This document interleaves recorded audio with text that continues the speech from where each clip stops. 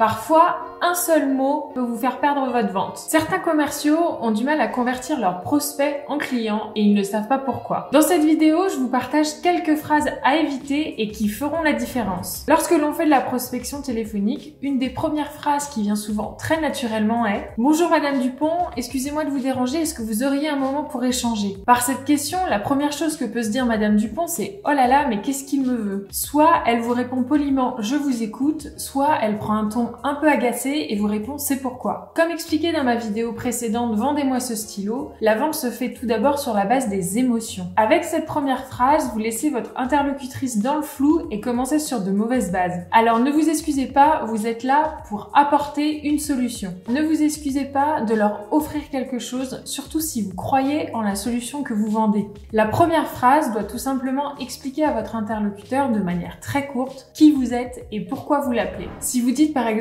pour être franche, je connais très bien mon concurrent et ma solution est bien meilleure. Double erreur. Tout d'abord, miser sur l'honnêteté laisse à entendre que tout ce que vous avez dit avant n'est pas forcément vrai. Vous pourriez penser que ce terme a beaucoup de mérite parce qu'il vous place en personne honnête. Lorsque vous dites honnêtement ou pour être honnête avec vous, vous créez une distraction, un doute dans l'esprit de votre prospect. Alors pour renforcer la confiance et votre crédibilité, misez plutôt sur des actions et évitez de dire honnêtement tout en étant honnête. En plus, en disant que votre solution est bien meilleure par rapport à celle de votre concurrent, vous dénigrez totalement la concurrence. Et surtout, vous ne mettez pas du tout en avant ce pourquoi le client devrait vous choisir. Positionnez plutôt votre produit ou service de manière à montrer à votre prospect ou à votre client qu'il répond à ses attentes. Lorsqu'un comparatif est fait avec vos concurrents, orientez plutôt l'échange de manière à comprendre ce que votre prospect a aimé ou moins aimé chez eux. Si un client vous dit « Pourquoi devrais-je acheter votre produit ?» et que vous lui répondez « Parce que nous sommes les meilleurs », bien sûr que vous n'allez pas lui dire le contraire, mais prouvez-le sans le dire. Donnez des exemples, illustrés par des preuves et démontrez que vous avez très bien compris leurs problèmes et que vous avez la solution pour y répondre.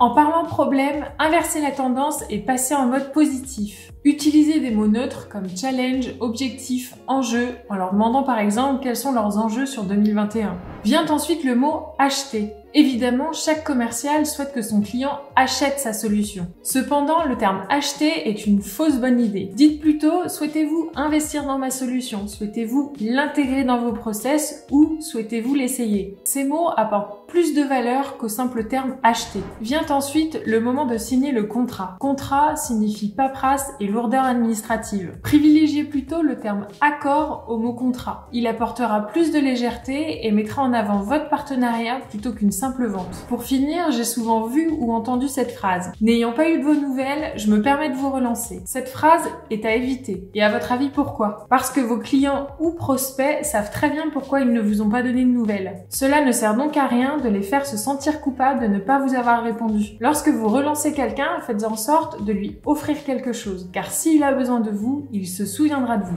Pour conclure, un commercial est un très bon orateur. En tant que commercial, vous devez faire du pitch un élément qui suscite l'intérêt et qui crée une prise de conscience. Il est donc super important, en plus d'avoir un mindset positif, de bien choisir ses mots pour éliminer toute émotion négative. Merci beaucoup d'avoir regardé cette vidéo. Si cette vidéo vous a plu, n'hésitez pas à la commenter, à la partager et à cliquer sur le like. Et si vous souhaitez être averti des prochaines vidéos, abonnez-vous. À bientôt!